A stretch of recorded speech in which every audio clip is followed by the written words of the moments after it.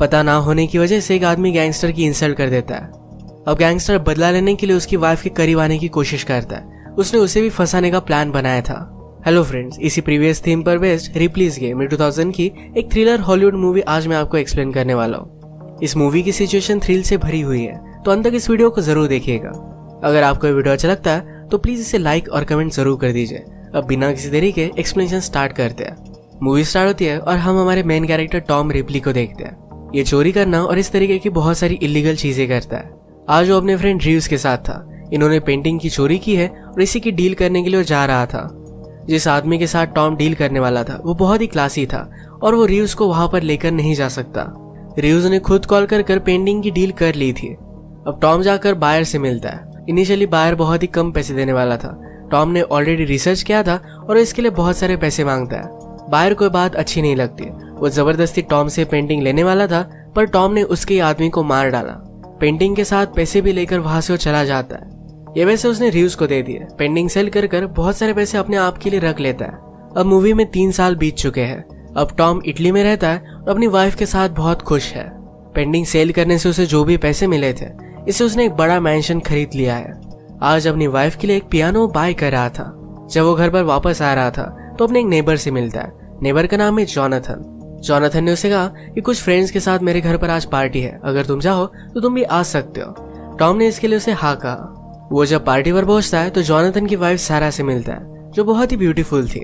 इन दोनों ने बातें की और इसके बाद वो जॉनथन के पास आया। जॉनथन को पता नहीं था कि टॉम इसी रूम में है और उसके खिलाफ वो कुछ भी बोलने लग जाता है। कहता है टॉम ने जो घर बाय किया इसकी उसने पूरी वाट लगा दी है। उसे आर्किटेक्चर के बारे में कुछ भी पता नहीं है। बाद में टॉम रियलाइज करता है कि टॉम यहीं पर है। टॉम भी बहुत ज्यादा गुस्सा हो गया था। इन दोनों में फाइट हो ही जाती है, तभी सारा वहां पर आ गए और सारी चीजें शांत हो जाती है। टॉम गुस्से में घर पर आया और 3 साल बाद उसके घर पर रीव्स आया हुआ था। टॉम कहता है कि मुझे जल्दी बताओ कि तुम्हें काम क्या है, वरना तुम्हारी बॉडी गटर में मिलेगी। रीव्स कहता है वो पेंटिंग सेल कर तुम्हें बहुत प्रॉफिट मिला था। आज मैं एक ट्रबल में हूँ तो तुम्हें मुझे हेल्प करनी पड़ेगी। रीव्स ने 3 सालों में बहुत सारे कसिनो और बार लिए थे, पर अचानक से एक आदमी उसे कंपटीशन के लिए आया हुआ है। वो आदमी उसके बार में अंडरएज लड़कियों को भी डांस करवाता है। रीव्स चाहता था कि टॉम जाकर उस आदमी को मार दे, क्योंकि अगर खुद उसने ऐसा किया तो सारा शक उस पर ही जाएगा। आउटसाइडर का काम किसी को भी समझ में नहीं आएगा। टॉम इस बात को सीरियसली लेता नहीं। रात में जब वो अपनी वाइफ के साथ था तो उसकी वाइफ पूछती है कि पार्टी कैसी थी। टॉम कहता है कि बहुत ही घटिया थी। उसकी वाइफ ने कहा कि जॉनथन को कैंसर है, शायद उसी वजह से उसका मूड खराब होगा। इस बात पर टॉम जरा सोच लेता है। अगले दिन वो जॉनथन पर नजर रख रहा था। उसने फिर रीव्स को कॉल लगाया। उसने कहा कि अगर तुम किसी न्यू आदमी को लाओ तो वो भी ये काम कर सकता है। रीव्स को किसी न्यू आदमी को काम देना सही नहीं लग रहा था, पर टॉम ने जॉनथन के बारे में रीव्स को बता दिया।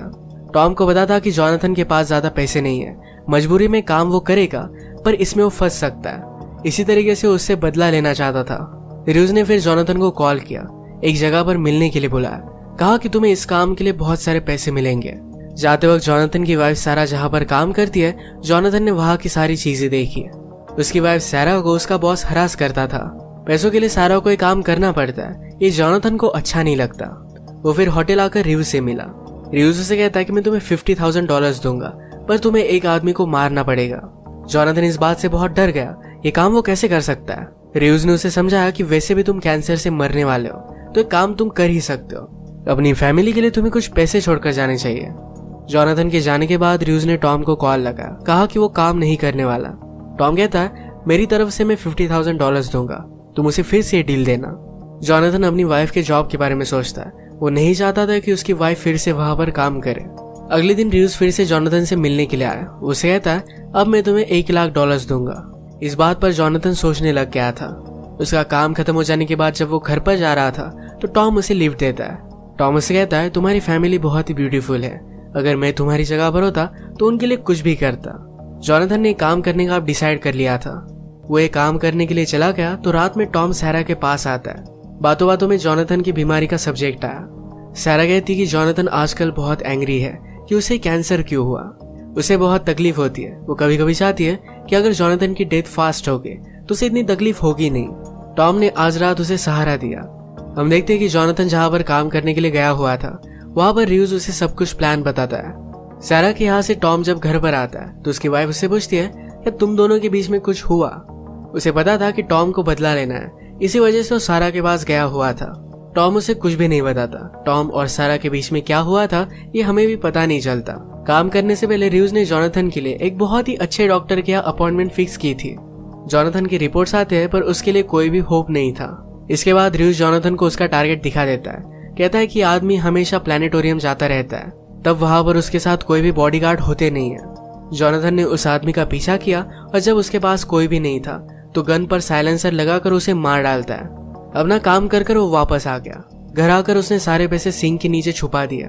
कुछ पैसे अपनी वाइफ को दिखाता है और कहता है कि वहां पर मेडिकल रिसर्च चल रहा था, मैंने खुद पर टेस्ट की तो इसके पैसे मुझे मिल रहे हैं। उसने उसे बहुत मिस किया था तो आज रात दोनों इंटीमेट हो जाते हैं। अगले दिन र्यूज ने जोनाथन को फिर से मिलने के लिए बुला लिया। उससे कहता है और एक आदमी को तुम्हें मारना पड़ेगा।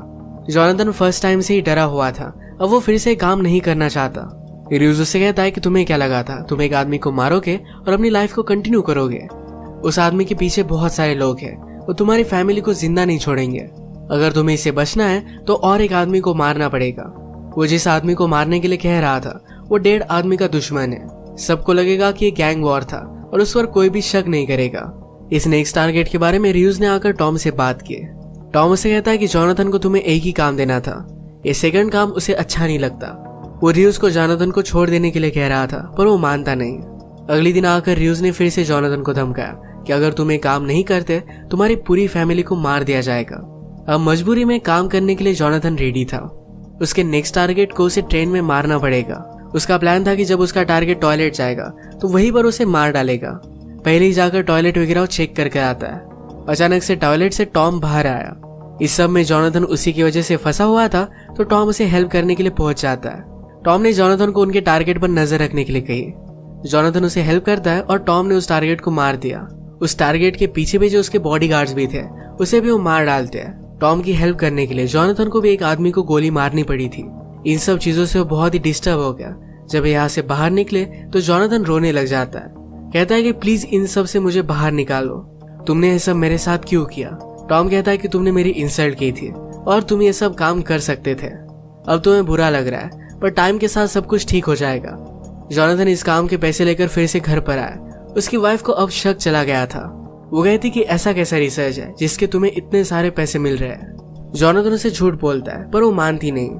जोनाथन ने कहा कि मैं सिर्फ तुम्हारे लिए कुछ पैसे छोड़कर जाना चाहता हूँ। वो इसके बारे में उससे ज्यादा कुछ बात नहीं करता।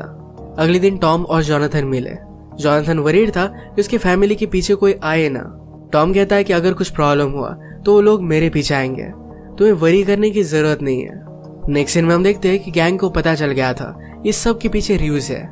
उसे मारने के लिए उसके घर पर आए हुए थे पर वो जल्दी से वहां से भाग गया। वो टॉम को कॉल करता है और उसे हेल्प मांगता है पर अब टॉम उसे कोई भी हेल्प नहीं करने वाला था। टॉम को पता चल गया कि अब कोई ना कोई तो कॉम्प्लिकेशन होने वाली है। उसने अपनी वाइफ से कहा कि मेरे यहाँ कुछ मेहमान आने वाले हैं, तुम कुछ दिनों के लिए कहीं और रहने के लिए चली जाओ। टॉम की वाइफ को उसकी सारी चीजों के बारे में पता होता था तो ये बात भी वो समझ गई।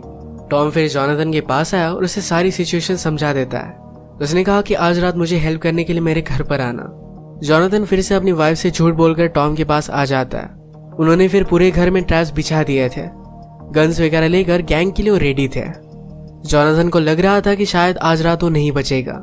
सारा बहुत ही वरीड हो गई। वो टॉम को कॉल लगाकर पूछती है क्या जोनाथन तुम्हारे पास है, पर टॉम उसे कुछ भी बताता नहीं। अब सुबह हो गई और फिर गैंग के आदमी यहाँ पर पहुंच जाते हैं। इनके घर के ट्रैप में एक आदमी फंस गया था। जोनाथन बाहर जाकर आदमी को देखने की कोशिश करता है। एक आदमी जोनाथन को मारने वाला था पर पीछे से टॉम आकर उसे ही मार डालता है। एक आदमी को इन्होंने जिंदा पकड़ लिया था। टॉम उसे कहता है अपने बॉस को कॉल करो, कहो कि जिन आदमी को तुम ढूंढ रहे थे वो यहाँ पर थे ही नहीं। ये कॉल सक्सेसफुल हुआ और अब गैंग इनके पीछे नहीं लगेगा। इस लास्ट आदमी को भी ये मार देते हैं। तभी सारा जोनाथन को ढूंढते ढूंढते टॉम के यहाँ पर आ गई थी। जोनाथन को उस आदमी को मारते हुए सारा ने देख लिया। वो गुस्से में यहाँ से चली गई। टॉम और जोनाथन सारी बॉडीज को ठिकाने लगाते हैं। इस गैंग की कार की ट्रंक में उन्होंने देखा तो र्यूज की बॉडी पड़ी हुई थी। गैंग ने उसे भी मार दिया था। अब उनकी कार रिवर के पास लेकर जाकर उसे वो आग लगा देते हैं। अब ये दोनों सेफ थे। जोनाथन के पास बहुत सारे पैसे आ चुके हैं और अब वो घर पर पहुंचता है। उसे घर छोड़ने के बाद टॉम जब यहाँ से जा रहा था तो उसने गाड़ी नोटिस की। ये उसे सस्पिशियस लगी और वो जोनाथन के पीछे पीछे आता है। जोनाथन के घर पर और कुछ गुंडे उसका वेट कर रहे थे। वो उसके फैमिली को मारने वाले थे। तभी टॉम वहां पर पहुंचकर सब लोगों को मार देता है। इस गन फाइट में टॉम को गोली लगने वाली थी तो जोनाथन उसके सामने आ गया। यहीं पर उसकी डेथ हो जाती है, पर मरते वक्त उसके फेस पर स्माइल थी। कैंसर की वजह से अगर उसकी डेथ होती तो बहुत ही स्लो होती, उसे बहुत पेन होता।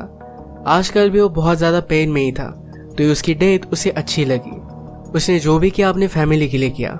इसके बाद हम देखते हैं कि रात में टॉम अपनी वाइफ के कंसर्ट में जाता है। उसकी वाइफ उसके लिए बहुत ही वरीड थी, पर टॉम को देखकर उसे भी अच्छा लगता है और यहीं पर मूवी एंड हो जाती है। अगर आपको एक्सप्लेनेशन अच्छा लगा तो प्लीज इसे लाइक कर दीजिएगा। बहुत सारी मूवीज लेकर आता रहता हूँ, तो प्लीज इस चैनल को सब्सक्राइब कर दीजिए और बेल नोटिफिकेशन आइकन दोनों मत भूलिएगा। हम फिर से मिलेंगे और एक नई मूवी के साथ, तब तक के लिए थैंक यू।